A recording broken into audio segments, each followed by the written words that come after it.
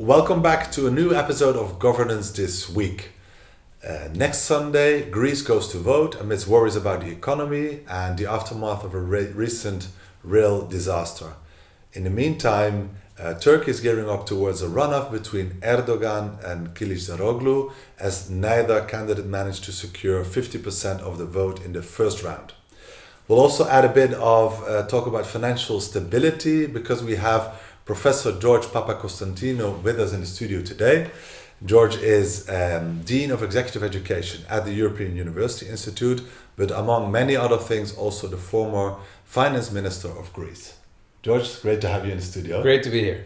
So, on Sunday, Greece goes out to vote in an election that some observers call one of the most unpredictable ones in recent times. Well, how do you see this? I wouldn't say so, in the sense that I think all polls are very clear on one thing, that the ruling, the New Democracy, the party which has an absolute majority in parliament at the moment, it will be first. There is absolutely no poll that gives it less than 5 to 6 point lead with the opposition, which is Syriza, the main opposition party. So there is no question about who will be first. Where it gets more interesting is whether, and this connects to the electoral system, whether the first party will manage to have an absolute majority, as was the case in the current government. Greece's parliament has 300 seats, so you need 151 for an absolute majority, or they will need to go into coalition. Greece, unlike many other European countries, does not have a strong tradition of coalition governments, except in some crisis situations, which were particularly, they had a particular aim or kind of goal to achieve. So this connects to the issue of the electoral system. The Greek constitution basically has a safeguard to make sure that an incumbent government doesn't change the system to suit itself in the next election. So you need a 2/3 majority for an electoral system to be operative immediately. If you don't have that, then you can change the electoral system, but it has to wait for one election after the next. So which means that the election this coming Sunday is with a full proportional system. That's a system that Syriza put in place. And if no government is formed after that, the next election is with a bonus system where the first party has an additional 40 seats bonus. This means that we have to wait to see what the results are on Sunday. The mathematics may allow a coalition government between the center-right conservatives of New Democracy together with the center-left PASOK, which is the third party. But the politics may not get you there. It is quite possible that the New Democracy Party will want to trigger a second election 2 months from now to go for an absolute majority. Yeah. So the proportional system might somehow makes this election also more interesting, or to see, It does, but I think it's important to note that independently of whether you have an absolute majority or a coalition, of course there will be changes compared with the current situation, but there is no radical change in the horizon. The alternative of a government of the left will not happen simply because the votes are not there. Even if under the proportional system, so this Sunday's elections, all the parties of the opposition could together add up to more than 151 votes, there is absolutely no way that there will be a coalition of them. So you mentioned the polls before, right? And one of the criticism of the polls is that they would maybe fail to identify younger and more progressive voters. So in 2019, for example, I think about 1 out of 4 people between 17 and 21 went out to vote. What can be done to engage young people? Okay, I think there's 2 questions here. One is how accurate are the polls, and I think it's fair to say that they're pretty accurate. They're not that bad. You always have the unpredictability of a new cohort coming in. it tends to be more to the left than the existing electorate. So, that may tilt things. So that's one issue, the accuracy, and I think I doubt that we would see any big surprises. The more important issue is how do you engage young voters? And then they can vote whatever they want, but they need to be engaged and come in. And there, I think the distrust of the young voter, certainly in Greece and possibly in other countries, has to do with a sense of estrangement from the existing political system. We had in Greece, and you mentioned in your introduction, Roland, a recent rail disaster. Now, traveling by train is especially used by the young and by people with lower incomes. And this was seen, remember, Greece has basically one train line. And the fact that you had a head-on collision on the one train line means that something went badly wrong. And you cannot lay this just on the current government. This goes to previous governments as well. Successive governments have failed here to put in the safeguards. But it was felt by younger people as a major failure of the system to take account of their needs. So this was a symbolic, if you will. There was a reaction which will be translated into a vote probably to non-established parties. And that's an additional uncertainty. But more to the point, I think the current political system has a lot of work to do to convince young voters that it cares about what is important for them: fairness, an ability to move in life based not on connections and on political favors, but on excellence and on opportunities, giving opportunities to people. That's lacking. Yeah. So we'll see what happens this weekend as Greece goes out to vote. In Turkey, people went already to the ballots, and there have also been changes to the electoral system as Turkey went to a stronger presidential system under Erdogan in recent years. But in the first round, Erdogan came in just under 50%, trailed by opposition candidate Kılıçdaroğlu. Anyway, so on the 28th of May, there is a second round. So what do you see there, and what would a change at the helm if Kılıçdaroğlu would win? What would that mean for its relationships with Greece to start with, and also with Europe? So this is a case where the pollsters did get it wrong, because the pollsters were consistently giving the opposition and the opposition candidate a 4 to 5% lead. And I think they underestimated the ability of the incumbent, who is an autocrat, who has control over the media, control over a big part of the country outside the large cities, so the countryside, to basically tilt the result to his favor.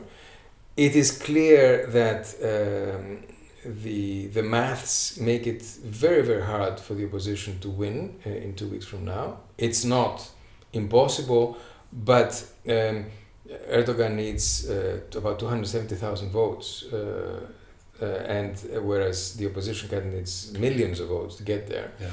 Which means that we will go to another term of Erdogan, and the likelihood is that this will create further problems for the Turkish economy, which is already in a pretty bad state. The prospect of the IMF is looming. It cannot be excluded that they will need to resort to the IMF.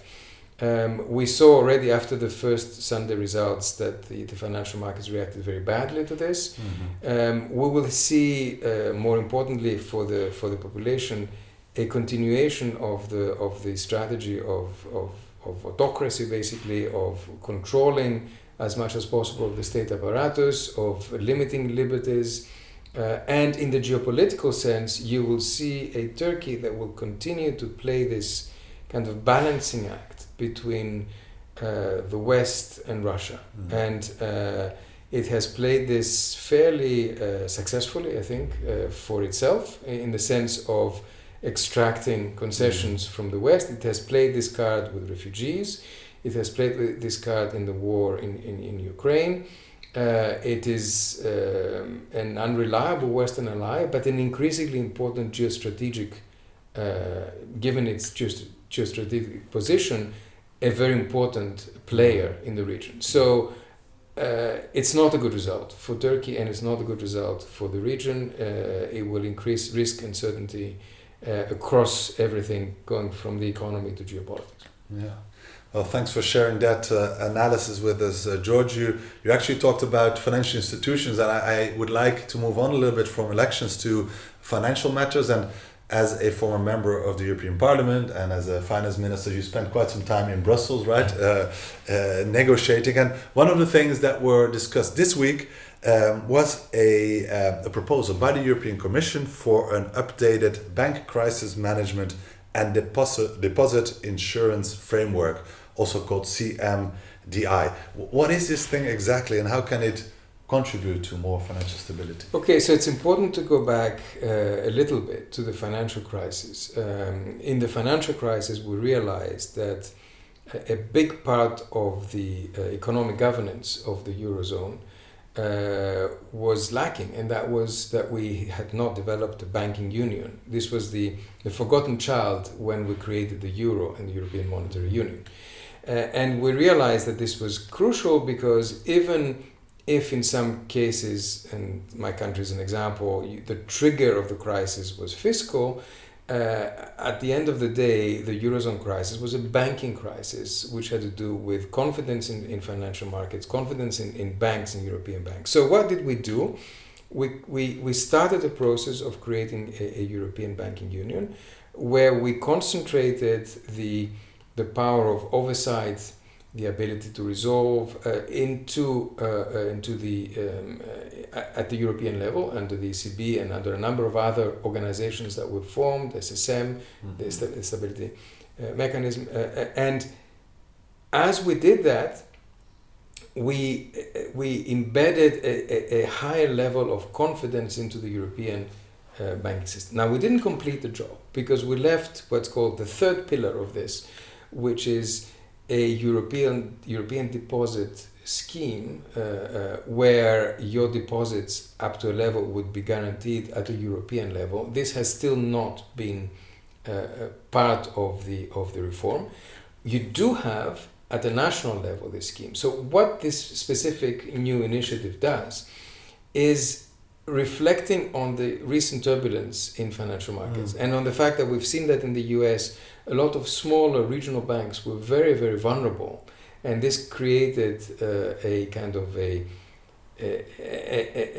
domino effect on other regional banks, and the US had to step in to resolve, to help, and to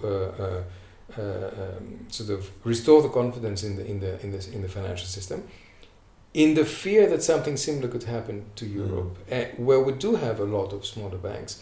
This new initiative aims at strengthening the resolution framework and the ability to deal with these situations, and therefore reduce the risk for depositors, make a clean separation between depositors that are protected and banks owners or people who have lent to the bank who are less protected, and where there is a mechanism for them to take losses if there is a problem.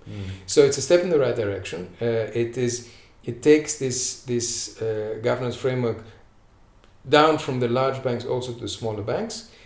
It still does not completely do the job, and it's missing still the final part, which is the European Deposit Insurance Scheme, EDIS, which has still yet to be agreed. Not all the member states seem to agree, though, on the proposal. Is that a matter of ironing out details, or are there fundamental differences of opinion? There is no European proposal that has unanimity among member states, and you have two different schools of thought. One that is believes more in sharing risk, and one that believes more that individual countries should be doing more to create more robust financial systems. But I do not think that this proposal will have trouble going through with possible tweaks and compromises here and there. Yeah. To conclude, maybe I think people and also our viewers, of course, when there is banking trouble. You know, it gets people worried, right? And we have seen things in Switzerland, here in Europe, trouble in the US, and then some kind of, once in a while you get some positive news. Actually, the economy in Europe is doing better than previously thought, and then there's again some bad news. What can we expect for the months ahead, and will we sit here again in a few months' time discussing a major crisis? Or look, I don't think you can avoid crisis, and I don't think you can fully prepare yourself for crisis. You can certainly, and this is what we've been doing after the global financial crisis and the Eurozone crisis, create new mechanisms so that if a crisis hits, you're more prepared to deal with it. But crises are part of how global economies work. Take the recent banking issues that we've had in the US and also in Switzerland. These were very classical banking crises in the sense that risk assessment was done properly. And these were vulnerable banks, different cases. I mean, you had the regional banks or a sector bank like the Silicon Valley Bank or other small regional banks in the US, a badly managed bank in Switzerland. So different cases, but fairly classical. This was not shadow banking. This had nothing to do with crypto. This had nothing to do with sort of a breakdown of systems that are based on digital. These are the new issues that we're worried about. This means that will always be there. So the question is, will policymakers be able to react quickly, efficiently, and correctly to make sure that an individual crisis does not transform into a systemic crisis?